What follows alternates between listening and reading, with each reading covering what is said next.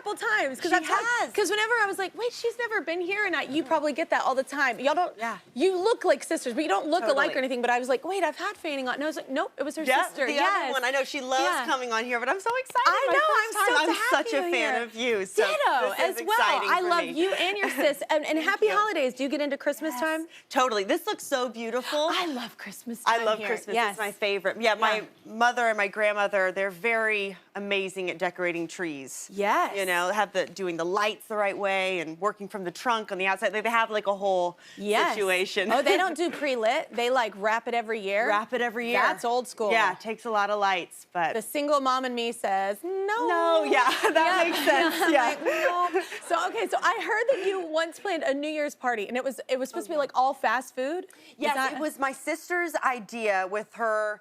Well, with all of our friends, we were going to do a New Year's fast food party, like bringing it in with... Which is the greatest if you're having a beverage or two. That's the food you go for. Like, because I love fast food. Like Panda Express, Taco Bell, Popeyes, like all... Popeyes. That's my favorite. Go ahead. Yeah. Yeah. That is my favorite. So, but then it didn't actually work out. We weren't able to do it last New Year's. So my sister did for her birthday a couple years ago, she had the fast food. That's an amazing idea. Last year, but easy catering. It was incredible. Yeah. I love that. We had like balloons with like Panda Express like printed on it. It's like a chic fast food experience. Chic fast food. That's right. Yeah, I love it. Okay, so you recently had a startling revelation, which inadvertently I did as well.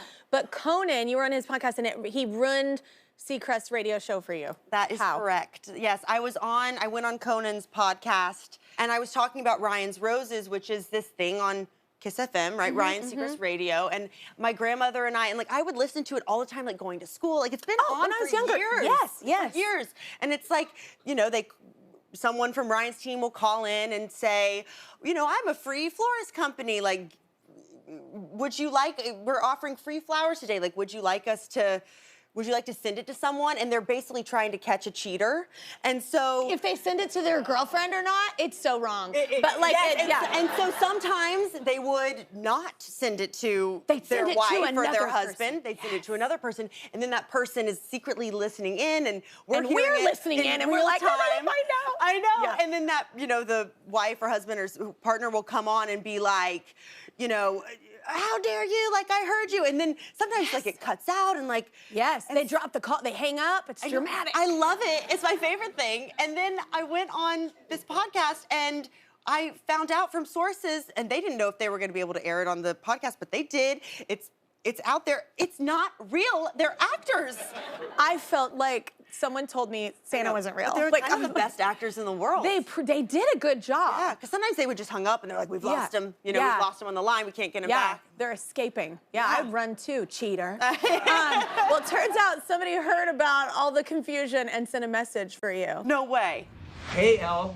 It's Ryan Seacrest here. First of all, thank you for listening to On Air with Ryan Seacrest. I appreciate that. I'm also a big fan of yours. Oh, Daddy Daycare got me through it. Thank you. Liar. Now, I heard you had a question about Ryan's Roses, and it's all because of Conan O'Brien. Well, I'm going to tell you straight up that Conan, he's a bit of a Grinch. It sounds to me he's just trying to ruin your Christmas, and perhaps he's still upset about the time we placed a call to him.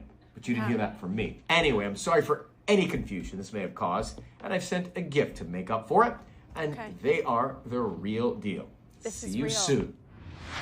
This is real. Oh my God! You got Ryan's Roses.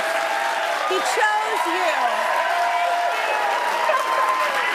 What? There's a card. Oh, there's a card on it as well. What's the card saying? Please accept these roses on behalf of me and paid for by Conan. I'd love to have you on the show soon. Love her. Oh my God! I was like, that's nice.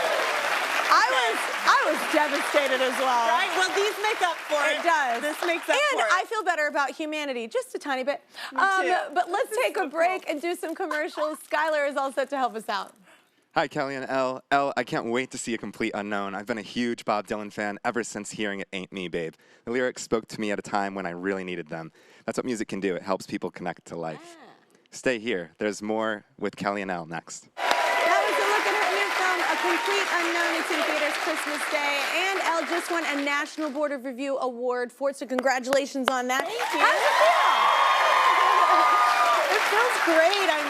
I'm just so excited. I loved being a part of this film. It was a really special experience, and Because you've been a fan since you were young, right? I have, I mean, yeah. you're still young, but yeah. yeah, but even smaller. Yeah. I worked with Cameron Crowe on a film called We Bought a Zoo. Yeah. And I turned 13 on that movie, but he would play music all the time on set, and he would play Buckets of Rain like over and over again. And me being like 12, 13, I didn't really know Bob Dylan's songs. I was asked Cameron, I'm like, I didn't either. "Who I is wasn't that?" exposed to Bob Dylan. I wasn't ever exposed to him. My mom was a younger. real big Johnny Cash fan, so we like had that side. But but I asked Cameron, I'm like, who is this? And he introduced me to Bob Dylan. And like after that, I became like kind of Dylan obsessed. And I had posters of him on my wall. I wasn't allowed to put them on my wall because I had this wallpaper, but I had a cork board that was very organized with Bob Dylan. And I would write his name on my hand every day in cursive. Oh my gosh. Like strange. You were in junior manifesting high. this role. That's right. Yeah, that's what it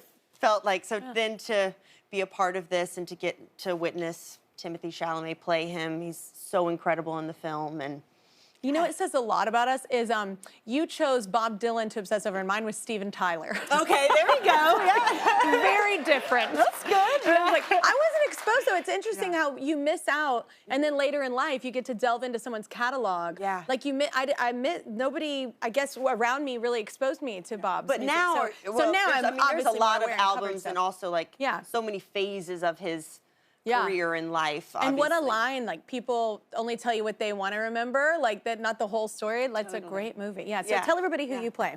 Okay, so I play Sylvie in the film, but she's based on Suze Rotolo, who was Bob Dylan's first kind of love or first girlfriend, and she's famous. Suze is famous for being on the Freewheelin' album cover with him. And it was actually requested by Bob Dylan himself that her name be changed from Suze to Sylvie, because I think that relationship, he seems kind of protective of her still. She's since passed, and she never wanted a public life. She wasn't a singer herself, and that's touched upon in the movie as well, kind of her want for privacy. Yeah. And And to James, respect that afterwards. Beautiful. Yes, exactly. And James Mangold is our director, he did Walk the Line and Girl Interrupted, and I mean, he's incredible. And it follows like Bob Dylan from like 61 to 65. So it's just that part where leading up to the Newport Folk Festival where he went electric and kind of revolutionized music forever. But you see him first starting out like boy from Minnesota, arriving in New York for the first time. So Timothée really grows and changes throughout the whole film. And it's interesting, like I had been reading Cher's memoir. She came on here and she has like a part one, and I was like, part one? I'm like, but she's had, if you think about it, like our generations, I feel like we're always on social media, right? Like social media was about, so everything is kind of told, but even these, like you said, it's just like a chapter, a portion of his life. It's because no one really knew everything. There's a mystery to it. And there's really not a lot of mystery anymore. So all these like stories that are getting told, it's so beautiful because social media wasn't around. So you're getting to kind of see these artists in a different light. It's very cool. Yeah, and also like Bob Dylan. Kind of lesson for like, maybe we should keep a little mystery. I agree, I agree. Totally. And Bob Dylan was also, I don't know, and still is, like, there is a mystery surrounding him, even in that clip, just talking about creating who you want to be and not having the world project onto you. Not being stuck on what maybe your cards were. Exactly. You can change them. Exactly, yeah. The film's really about that, like as an artist being bold and making a choice for yourself. Like, yeah. So I know Timothée Chalamet sings in it a lot, and you were speaking about singing. You don't sing in this, but you sing in films. You love singing, right? Yes, I have actually. I've sung in a movie before, and growing up, I would like sing all around the house all the time. But I still sing. Oh yeah, look at that performance number. Yeah, I was probably singing Since You've Been Gone. I was around that age of when you were on. Oh my God, you little bitty. It's so cute. I love your skirt. It looked like, I don't know, you were singing some song from Greece or something, like that time period. Yeah, probably very that cute. too. Your skill, I hear that you have a skill where you win every staring contest. Is this true? That is true. Well, I feel challenged. Oh, you ready? Yeah. Okay, let's do it. Okay, are you ready? Okay. I'm actually not good at this. Okay. Here we go. Are you okay? I'm gonna count Like to 3. I've actually like never lost, but I'm like I hope that I. Like, Oh man. I actually have to blink a lot. I don't know if it's because I had LASIK surgery, but I don't know. I'm gonna blame it on something. Well, we'll see. I haven't done this with anyone in a while. Okay, so. okay. On the count of 3, I'm gonna open. Okay. Okay, because I need as long as I can close. Okay. Okay, 1, 2, 3. What? What if I get closer? Does it make you? You don't want to blink at all right now. Oh. My eyes get too dry. Because what I do lose at is like a laughing one. Like a blinking is like I cannot blink, but a staring contest like with like the laughing, I always crack. Like that I can't do. I did something with Robin Williams once, and I don't know how people don't break. Oh my. I don't know how. I'm not an actor. And I was like, look, you hired a singer, and he is making me laugh, and it's his fault. And I couldn't. Totally. I can't do that either. I want to laugh. I know. I want to laugh. I think that's a good thing. Like I did a Broadway show recently. For the first time, I'd never done theater, and Sarah Paulson. Did you love it? I loved it. Yeah, I really did. But Sarah Paulson is the show is. It was a serious subject matter, but it had its elements of being funny. Especially dark humor. That's the best. best. It's a dark humor. But Sarah Paulson was a star, and she was incredible. She won hilarious. the Tony for her performance. She's like unbelievable. We had like a scene together in the play every night, but it wasn't a funny scene.